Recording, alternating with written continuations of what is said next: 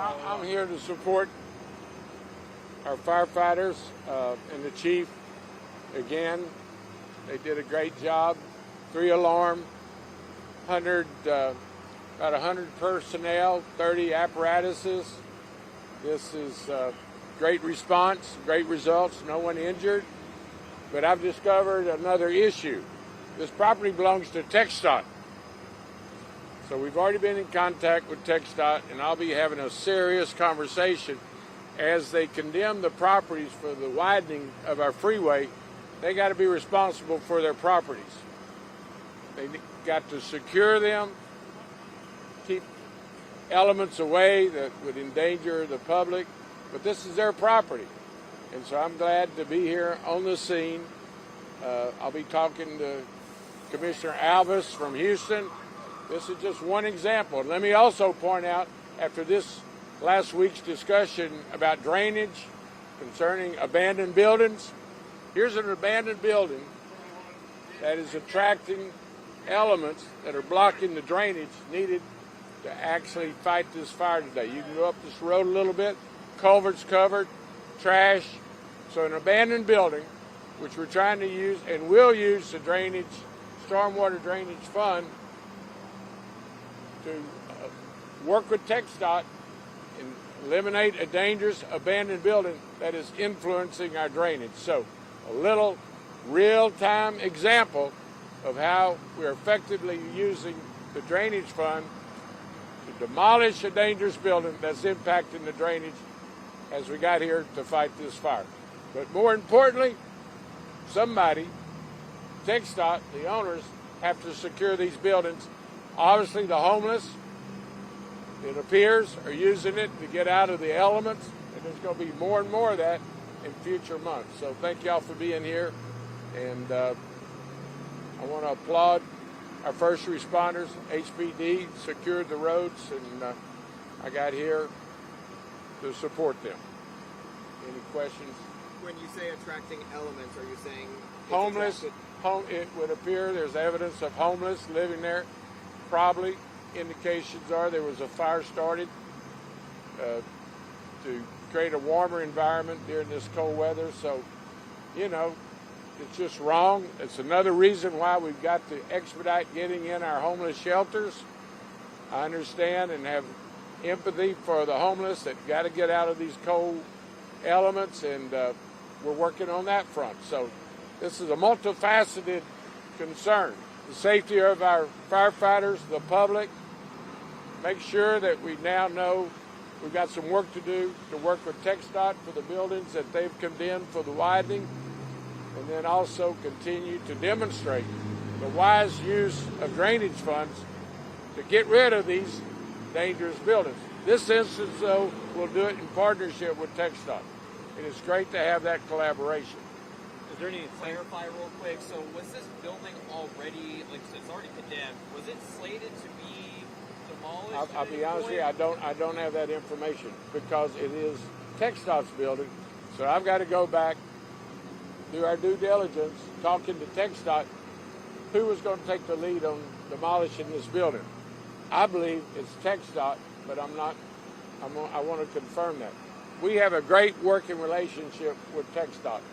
So this is a wake-up call. If they're going to condemn these buildings, the city and TxDOT needs to have an agreement who's got responsible for demolition. I personally think this is an example of a dangerous building that the city needs to make certain someone is in charge. And I'll be honest with you, I believe it's TxDOT's premise, but I'm going to go back and verify all that. And Mayor, I know the cause still has to be investigated officially, but are you saying that it appears the homeless were staying here, they started a fire inside to stay warm, and then it spread into what we have? The chief said that the early investigation would appear people are using it for shelter, and that's not uncommon in our abandoned buildings. Are there any sanctions you're looking for TxDOT?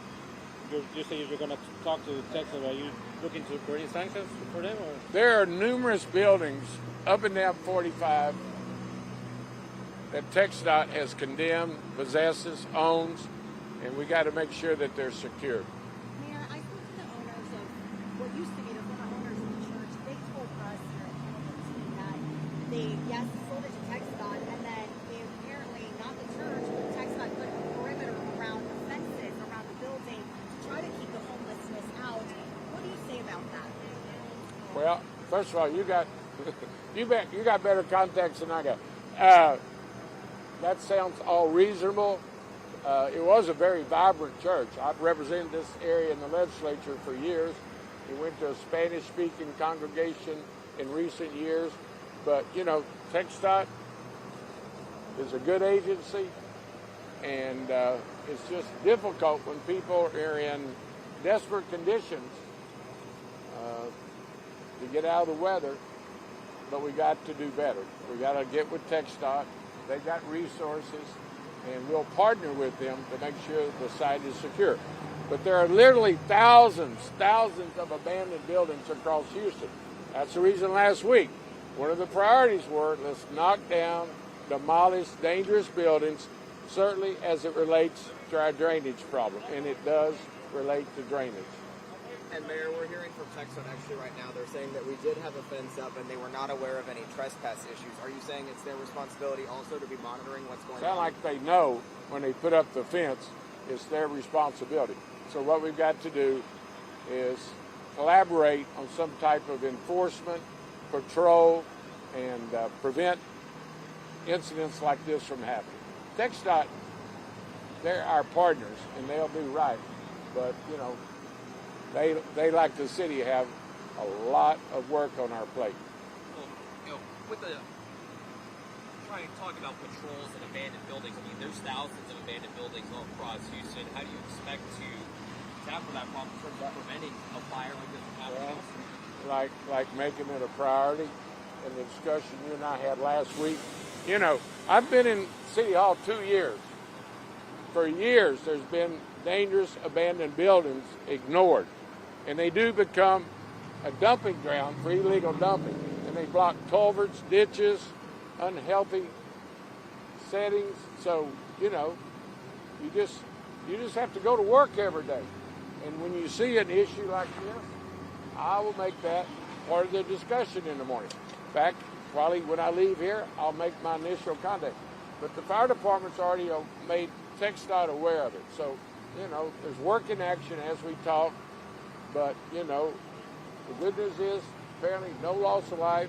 No one was discovered in the building thus far.